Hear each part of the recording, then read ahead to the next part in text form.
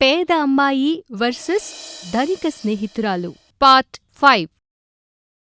క్రితం ఎపిసోడ్లో ఎప్పుడూ పాజిటివ్గా ఉండే కావ్యని తన సూపర్ మార్కెట్ ఓనర్ ఒక బ్రాంచ్కి మేనేజర్ని చేసి ఆమె మీద మరింత బాధ్యతని పెట్టి తనలో ఆమె పట్ల ఉన్న నమ్మకాన్ని చాటుకుంటాడు.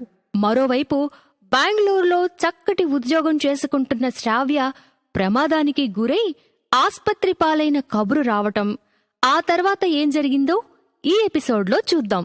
కావ్య హడావిడిగా శ్రావ్య ఇంటికి వస్తుంది. అసలు ఏం జరిగిందో ఇలా అడుగుతుంది. ఆంటీ, అసలు ఏం జరిగింది? మీకు ఎవరు కాల్ చేశారు? ఏం జరిగిందో నాకు తెలియదమ్మా. నేను వంట పని చేసుకుంటున్నాను. అప్పుడు నా ఫోన్ రింగ్ అయింది. ఎవరా అని చూస్తే బెంగళూరు పోలీసులంట ఫోన్ చేశారు. వచ్చిరాని తెలుగులో ఇలా మీ అమ్మాయికి రోడ్డు మీద యాక్సిడెంట్ జరిగింది, హాస్పిటల్లో చేర్చామని చెప్పారమ్మా. అంతే. ఆ మాట వినగానే నాకు కాళ్ళు చేతులు ఆడట్లేదు. ఈ విషయం మీ అంకుల్కి చెప్తే ఏమవుతుందో అనే భయానికి ఆయనకు కూడా చెప్పకుండా వెంటనే నీకే ఫోన్ చేశానమ్మా. నాకెందుకో భయంగా ఉంది. ఇప్పుడు శ్రావ్య ఎలా ఉందో ఏంటో. పదమ్మా, వెంటనే వెళ్దాం అని కంగారు పడుతుంటే అప్పుడు కావ్య ఇలా అంటుంది. చూడండి ఆంటీ, మీరు కంగారు పడకండి. కావ్యకి పెద్ద ప్రమాదం ఏమీ జరుగుండదు. అయినా సరే నేనే దాని గురించి వెళ్తాను. మీరు ఈ విషయాన్ని మెల్లగా అంకుల్కి చెప్పండి. ఒకవేళ చెప్పకపోయినా మన తప్పే అవుతుంది. అందుకనే నిదానంగా చెప్పండి మీరు, ఓకేనా అని చెప్పి కావ్య శకుంతలకి ధైర్యం చెప్పి తన యజమాని దగ్గర కొంత డబ్బుని అడ్వాన్స్గా తీసుకుని బెంగళూరు బయలుదేరింది. అక్కడికి వెళ్ళాక హాస్పిటల్లో ఐసీయూలో ఉన్న శ్రావ్యని చూసిన కావ్య మనసు బరువెక్కిపోయింది. ఇంతలో డాక్టర్ రావడంతో కావ్య ఇలా అడుగుతుంది. డాక్టర్, ఇప్పుడు మా శ్రావ్య సిచ్యువేషన్ ఎలా ఉంది? షీఈస్ ఫైన్ కదా అని చాలా ఆందోళనతో అడిగింది. అప్పుడు డాక్టర్ ఇలా రిప్లై ఇస్తారు. Of course she is, but BP మాత్రం కంట్రోల్లోకి రావడానికి చాలా టైం పడుతుంది. లక్కీగా ఎయిర్ బ్యాగ్స్ ఓపెన్ కావడంతో ఆమెకు పెద్దగా ఏమీ జరగలేదు. ఏవో చిన్న చిన్న ఇంజురీస్ అయ్యాయి.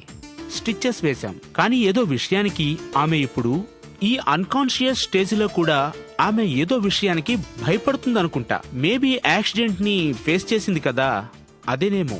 అందుకే బీపీ ఇప్పుడు కూడా కొంచెం హైలోనే ఉంది. But no problem, she will be all right అని చెప్పడంతో కావ్య అమ్మయ్యా అన్నట్టు ఊపిరి పీల్చుకుంటుంది. ఇంతలో ఎలా తెలుసుకున్నాడో విషయం తెలుసుకున్న కావ్య తండ్రి ఉమామహేశ్వరరావు అక్కడికి వస్తాడు. అక్కడ అతన్ని చూసిన కావ్య షాక్ అయ్యి ఇలా అడుగుతుంది. అప్పా, నువ్వేంటి ఇక్కడ? నేను ఇక్కడికి వచ్చానని నీకెలా తెలుసు? చూడు తల్లి, నీ మాట తీసేయలేక నువ్వు ఏది కోరినా నేను ఒప్పుకుంటాను. అలా అని నీ మీద నా ప్రేమని నా దగ్గరే దాచలేను కదా. అది ఎప్పుడూ నీకు రక్షణగా నీ చుట్టూ తిరుగుతుంది. సర్లే, అవన్నీ తర్వాత. ముందు శ్రావ్యకి ఎలా ఉంది? తను ఓకేనా? లేదా మరేదైనా సూపర్ స్పెషాలిటీ హాస్పిటల్కి షిఫ్ట్ చేద్దామా? డబ్బు గురించి నువ్వేం వరీ అవ్వకు తల్లి అని ఇంకా ఏదో చెప్పబోతుండగా కావ్య ఇలా అంటుంది. అంత అవసరం లేదంట అప్పా. అంత సీరియస్గా ఏం లేదంట. బీపీ ఒక్కటే కాస్త నార్మల్కి వచ్చేస్తే సెట్ అయిపోతుందని డాక్టర్ చెప్పారు. సరేమా, నీకు ఏదైనా హెల్ప్ కావాలంటే ఇక్కడ ఒక మనిషిని ఉంచి వెళతాను. ఆ బిల్స్ అవి దగ్గరుండి సెటిల్ చేస్తాడు. తరువాత డిశ్చార్జ్ అయ్యాక మన వెహికల్ని పంపిస్తాను. సేఫ్గా తీసుకొచ్చేస్తాడు. సరేనా? అప్పా కూల్ కూల్, ప్లీజ్ అప్పా. ఈ విషయం కూడా నేను నీ సపోర్ట్ లేకుండా డీల్ చేసుకోవాలనుకుంటున్నాను. ఒకవేళ అంతగా క్రిటిక్ అయితే తప్పకుండా నువ్వు సపోర్ట్ చేద్దు కానివి. బట్ ఇప్పుడు నార్మలే కదా. నన్ను కావ్యగానే ఈ సిచ్యువేషన్ని ఫేస్ చేయని అప్పా, ప్లీజ్ అప్పా అంటూ కన్విన్స్ చేయడంతో ఉమామహేశ్వరరావు చేసేదేమీ లేక సైలెంట్ అయిపోతాడు. కాని చాలా రోజుల తర్వాత అంత దూరం వచ్చి కూతురిని చూశాక అతనికి వెంటనే వెళ్లబుద్ధి కాక కొన్ని గంటలు కూతురు దగ్గరే ఉండి ఆమెకు కాస్త ధైర్యాన్ని చెప్పి అప్పుడు అక్కడి నుండి బయలుదేరతాడు. అలా 6 గంటలు గడిచిన తర్వాత శ్రావ్య బీపీ కంట్రోల్లోకి వస్తుంది. అప్పుడు అక్కడ ఉన్న నర్సు శ్రావ్య బ్యాగ్స్ అవి తీసుకొచ్చి కావ్యకి ఇస్తుంది. అవి తీసుకుని తన దగ్గర పెట్టుకుంటుండగా అందులో నుండి శ్రావ్య పర్సనల్ డైరీ జారి కింద పడుతుంది. దాన్ని తీసుకున్న కావ్య ఆ హాస్పిటల్ బల్ల మీదనే కూర్చుని ఇలా అనుకుంటోంది. చిన్నప్పుడు మేమిద్దరం ఫ్రెండ్స్ అయిన కొత్తల్లో చెప్పాను, దానికి డైరీలో నీ end of the day feelings అన్నీ రాసి ఉంచవే అని. ఇంకా అదే కంటిన్యూ చేస్తోందా ఇది అనుకుని ఆ డైరీ పేజీలని తిరిగేస్తూ ఇలా అనుకుంటుంది. ఒక పని చేస్తా, ఇన్ని రోజులు నన్ను ఎంత మిస్ అవుతుందో లేదో చూస్తాను అనుకుని సరదాగా శ్రావ్య డైరీ తిరిగేస్తున్న కావ్యకి ఒక్కో పేజీ చదువుతూ ఉంటే చాలా షాకింగ్ విషయాలు తెలుస్తూ ఉన్నాయి. అందుకే పక్క వాళ్ళ పర్సనల్ విషయాలు తెలుసుకోవడం సంస్కారం కాదని తెలిసినా కూడా ఆపకుండా శ్రావ్య జీవితంలోకి వచ్చిన అలజడి ఏంటో తెలుసుకుంటుంది. అప్పుడు ఇలా అనుకుంటుంది, అంటే శ్రావ్యకి జరిగిన ఈ యాక్సిడెంట్ నిజంగా యాక్సిడెంట్ కాదన్నమాట. ఈ యాక్సిడెంట్ జరగటం వెనుక ఇంత కథ ఉందన్నమాట. చెప్తా, నా శ్రావ్యని ఇంతగా డిస్టర్బ్ చేసిన వాళ్ళని అంత తేలిగ్గా వదులుతానా అనుకుంటుంది. అలా ఆ రాత్రి తెల్లారుతుంది. శ్రావ్య డైరీ చదువుతూ ఉన్న కావ్య ఆ హాస్పిటల్ బల్ల మీదే ఎప్పుడో తెలియకుండానే నిద్రలోకి జారుకుంటుంది. ఇప్పటికి లేచి టైం ఎంతయిందా అని ఫోన్ చూసుకుంది. అప్పటికే శకుంతల నంబర్ నుండి 15 మిస్డ్ కాల్స్ ఉండటంతో కావ్యకి భయం మొదలైంది. అందుకే వెంటనే శకుంతలకి కాల్ బ్యాక్ చేసి ఇలా అడుగుతుంది, సారీ ఆంటీ, రాత్రంతా శ్రావి కోసం హాస్పిటల్ బల్ల మీదే కూర్చోవడంతో ఎప్పుడో తెలియకుండా నిద్ర పట్టేసింది. పైగా హాస్పిటల్ కదా అని ఫోన్ వాల్యూమ్ కూడా తక్కువగా ఉంచాను. అందుకే కనీసం ఫోన్ రింగ్ కూడా వినిపించలేదు. ఇప్పుడు కావ్యకి బాగానే ఉందా ఆంటీ, డేంజర్ ఏమీ లేదు అని చెప్పడంతో శకుంతల అప్పుడు ఊపిరి పీల్చుకుంది. అప్పుడు కావ్య ఇలా అంటుంది, అవునా ఆంటీ, అంకుల్కి విషయం చెప్పారా? అంకుల్కి ప్రాబ్లం ఏమీ అవ్వలేదు కదా అని అడగటంతో శకుంతల ఇలా అంటుంది, ఆయనకి ఏదో చిన్న చిన్న దెబ్బలు తగిలాయంట అని చెప్పాను. పైగా నువ్వు వెళ్ళావని చెప్పడంతో ఆయన కాస్త ధైర్యంగానే ఉన్నారు. అది సరేనమ్మా, అసలు యాక్సిడెంట్ ఎలా జరిగిందంట? రోడ్ తాడుతుండగానా లేక ఏదైనా స్కూటీ మీద వెళ్తుంటేనా అని అడగటంతో కావ్య ఇలా బదులిస్తోంది, అలా ఏమీ లేదా ఆంటీ, తనే స్వయంగా కార్ డ్రైవ్ చేస్తుండగా ఈ యాక్సిడెంట్ జరిగిందంట. అయ్యో, అయినా దానికి అక్కడ బెంగళూరులో కార్ ఎక్కడదమ్మా?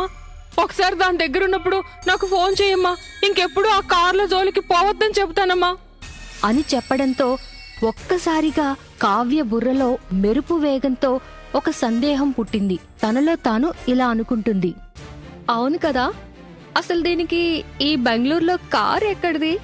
ఊరు కాని ఊర్లో డ్రైవింగ్ అంతగా రానిదానికి కారు ఇచ్చి పంపిన వాళ్ళెవరు?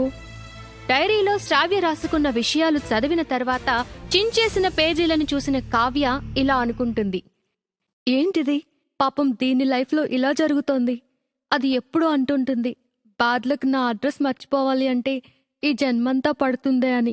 ఇదంతా చూస్తుంటే అలానే అనిపిస్తోంది అని ఆలోచనల్లోకి వెళ్తూ మళ్ళీ మరుక్షణం రియలైజ్ అయ్యి ఇలా అనుకుంటుంది, ఇదేంటి, ఏ విషయంలోనైనా పాజిటివ్ని వెతికే నేను ఇప్పుడు దానిలా ఆలోచిస్తున్నాను.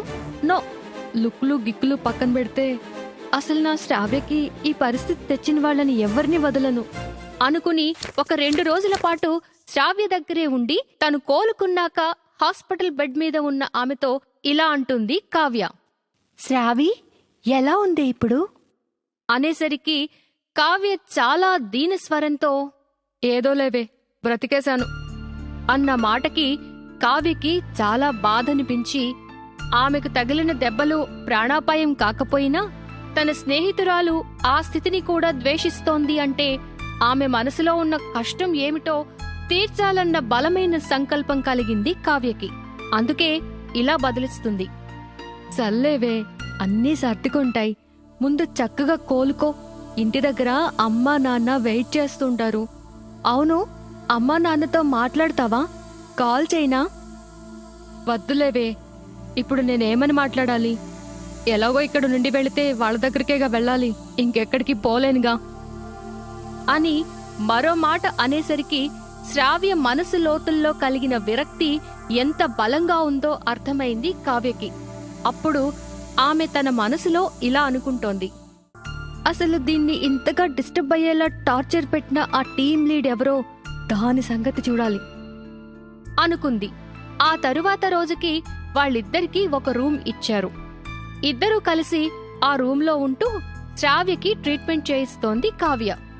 శ్రావ్యకి ఫుడ్ పెట్టేసి మందులు ఇచ్చి ఇలా అంటుంది, చూడు శ్రావి, నువ్వు తినేసి మందులేసుకున్నావు కనుక ఇంక నీకు మత్తుగా నిద్ర పట్టేస్తుంది. ఈలోపు నాకు కాస్త బయటికి వెళ్లే పనుంది, అది చూసుకుని వచ్చేస్తాను. ఒకవేళ మెలకు వచ్చినా ఆ బటన్ నొక్కితే అలారం మోగుతుంది. మనకి అసైన్ చేసిన సిస్టర్ వస్తుంది, ఓకే? ఆ సరేనే అని చాలా ముభావంగా అంటుంది. అప్పుడు కావ్య బయలుదేరి వెళ్లి శ్రావ్య టీం లీడ్ చైత్ర కోసం టైం తీసుకుని ఆమె క్యాబిన్లో వెయిట్ చేస్తూ ఉంటుంది. ఇంతలో చైత్ర వస్తుంది. యా టెల్ మీ, నన్ను కలవాలన్నారంట. బై ద వే, ఇప్పుడు శ్రావ్యకి ఎలా ఉంది? Is she all right? అనేసరికి కావ్యకి కోపం వచ్చింది. కాని సెటిల్డ్గా మాట్లాడటం తన నైజం కనుక ఇలా అంటుంది, ప్రస్తుతానికి తనకి ఏమీ కాలేదు, అవుట్ ఆఫ్ డేంజర్ కనుకే నువ్వు ఇంకా ఈ సీట్లో ఇలా ఆఫీస్లో ఉన్నావు. లేదంటే ఈ పాటికి పోలీస్ స్టేషన్లో ఎంక్వైరీలో ఉండేదానివి.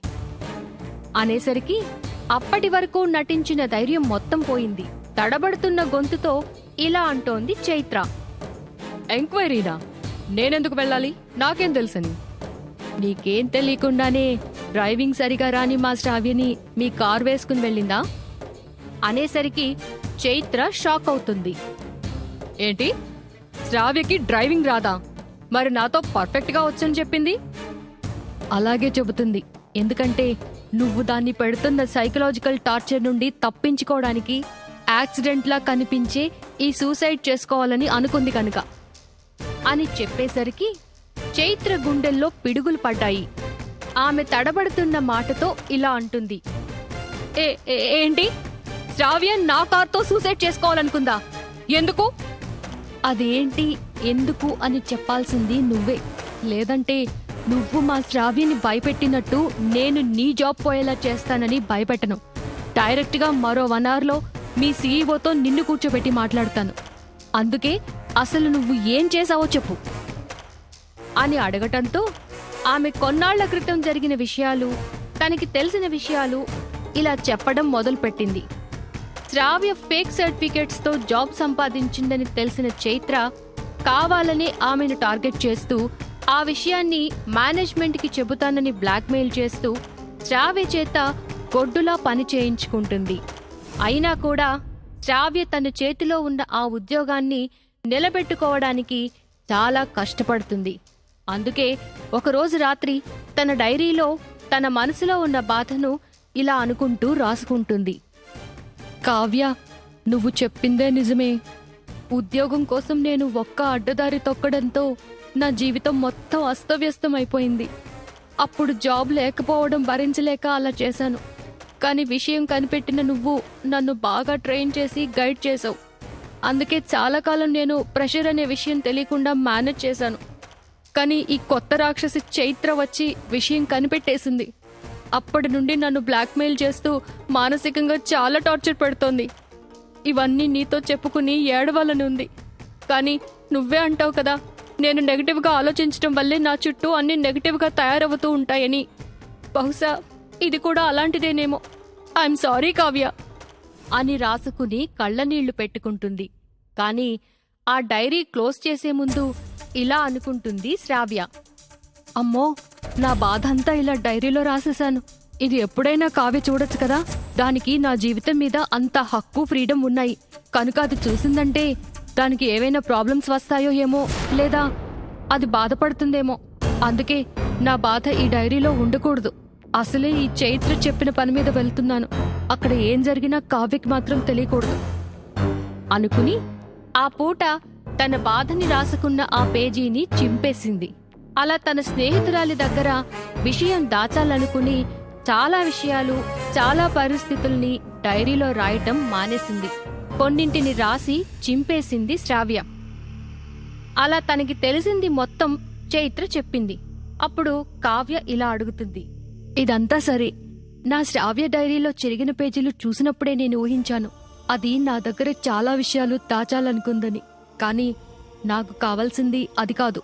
నువ్వు నీ కార్ ఇచ్చి అంత ఫోర్స్ చేసి శ్రావ్యని ఎక్కడికి పంపావు, ఏ పని చేయమని పంపావు అది చెప్పు అనేసరికి చైత్ర గుండెల్లో దడ మొదలవుతుంది. అందుకే నీళ్లు నములుతూ ఇలా అంటుంది. అంటే అది అది నాక్ చేయకు చైత్ర, అది నీకే రిస్క్ అని వార్నింగ్ ఇచ్చింది. అప్పుడు చైత్ర ఇక విషయం చెప్పక తప్పలేదు. నాకొక ఎక్స్ బాయ్ ఫ్రెండ్ ఉన్నాడు. తనతో నా రిలేషన్ చాలా కాలం నడిచింది. ఆ టైంలో తనతో నేను చాలా క్లోజ్గా ఉన్న ఫొటోస్, వీడియోస్ ఉన్నాయి. ఆ తర్వాత ఏవో క్లాషెస్ వల్ల మేమిద్దరం విడిపోయాం. అందుకే ఆ ఫొటోస్, వీడియోస్ ఇచ్చేయమని అడగటంతో తను నన్ను డబ్బులు డిమాండ్ చేసేవాడు. అందుకే ఆ డబ్బు కోసమే శ్రావ్యతో హెవీ వర్క్ చేయించి నేను నా టార్గెట్ కంప్లీట్ చేసుకుని ఆ వచ్చే ఇన్సెంటివ్స్ అన్ని వాడికే ఇచ్చేదాన్ని. కానీ వాడు ఫైనల్ సెటిల్మెంట్ కోసం మరో గర్ల్ ఫ్రెండ్ని తనకి పరిచయం చేయమన్నాడు. ఆమెకే ఆ ఫొటోస్, వీడియోస్ ఇచ్చి పంపుతానన్నాడు. అందుకే శ్రావ్యని ఆ పని మీద పంపాను. అంటే శ్రావ్యకి నువ్వు ఏ పర్పస్ మీద కారు ఇచ్చి వాడి దగ్గరికి పంపుతున్నావో తెలుసన్నమాట అని చాలా కోపంగా అడుగుతుంది. అప్పుడు చైత్ర ఇలా బదులిస్తోంది. మేబీ అనేసరికి చైత్రని కావ్య లాగిపెట్టి ఒకటి కొట్టింది. చైత్ర తన జీవితాన్ని కాపాడుకోవడానికి శ్రావ్య జీవితాన్ని బలిపెట్టిందని తెలిసిన కావ్య ఎలా రియాక్ట్ అవ్వబోతోంది? తన ఉద్యోగాన్ని, తన ప్రైవేట్ ఫొటోస్ ని కాపాడుకోవాలన్న చైత్ర జీవితం ఇప్పుడు అల్లరి కాక తప్పదా? ఈ ప్రశ్నలకి జవాబులు తర్వాతి ఎపిసోడ్స్ లో చూద్దాం.